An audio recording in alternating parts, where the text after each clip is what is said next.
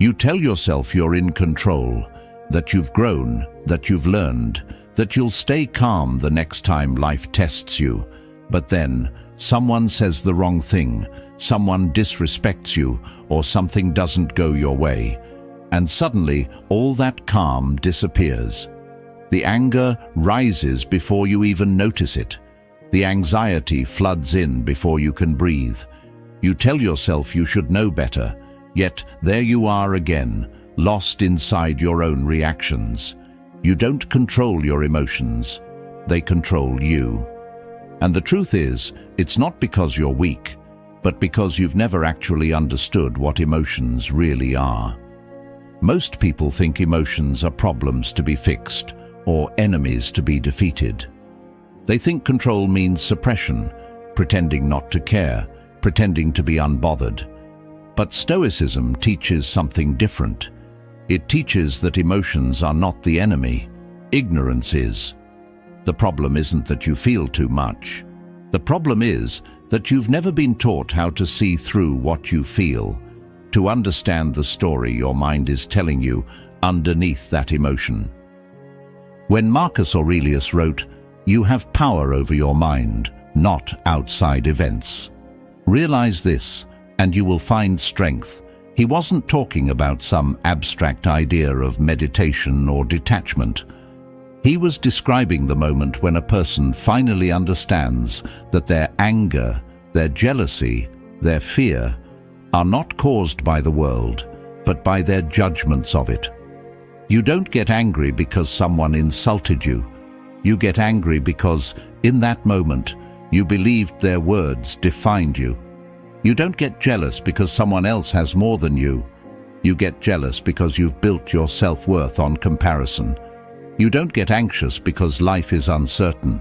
You get anxious because you keep trying to control what was never yours to control.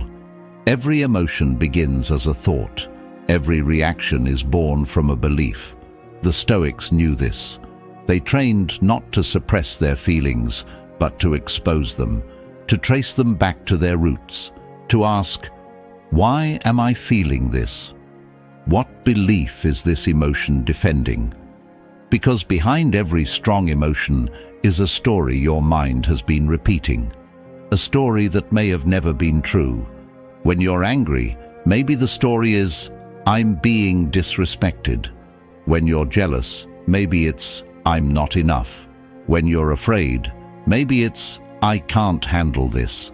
The emotion is loud, but the story beneath it is louder. That's what truly controls you. Seneca once wrote, "We suffer more in imagination than in reality."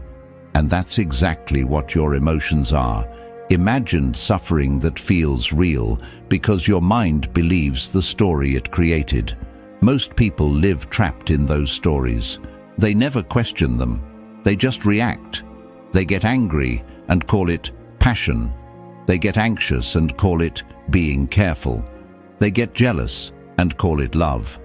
And slowly they lose control, not because the emotions are powerful, but because they never stop to ask whether the thoughts behind them were even true. You can't control your emotions because you've been trying to control the symptoms, not the cause. It's like trying to calm a storm by yelling at the wind. You tell yourself, I shouldn't feel this way, but your feelings don't respond to commands. They respond to understanding. The Stoic path is not about fighting what you feel. It's about learning from it.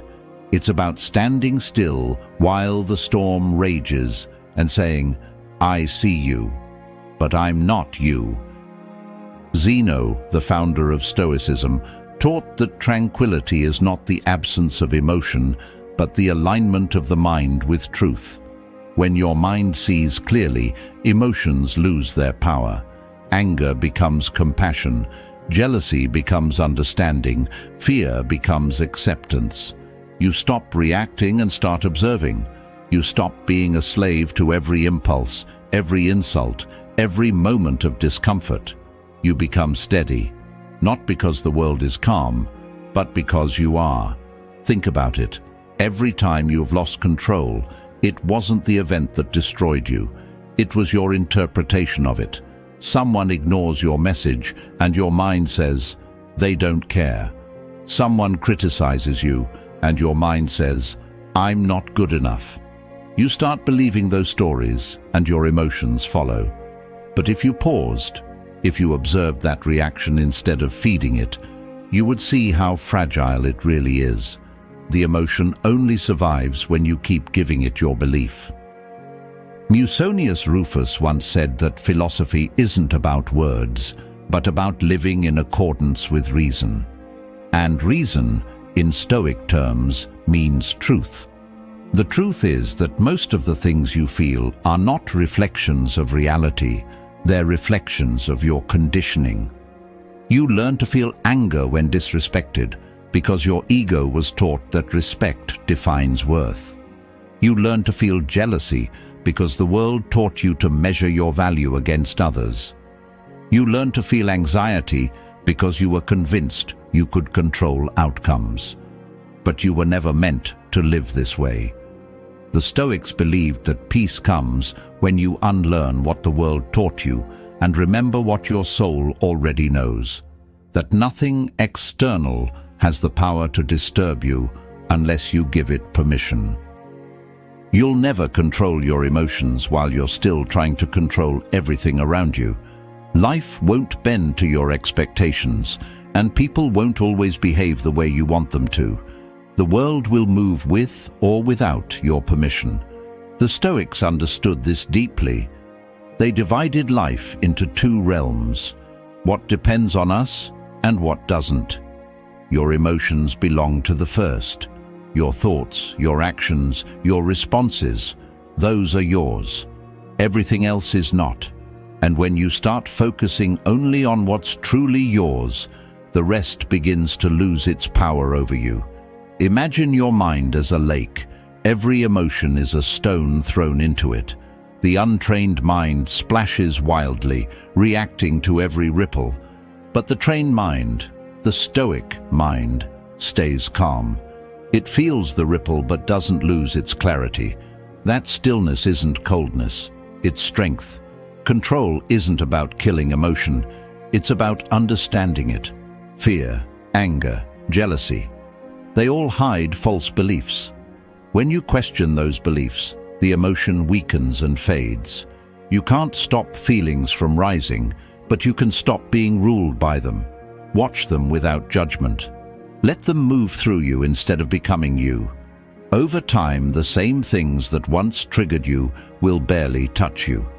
That's emotional freedom, not to feel less, but to no longer be owned by what you feel. Because real control isn't about domination, it's about understanding. And once you understand, you'll realize you were never meant to control your emotions. You were meant to master your mind.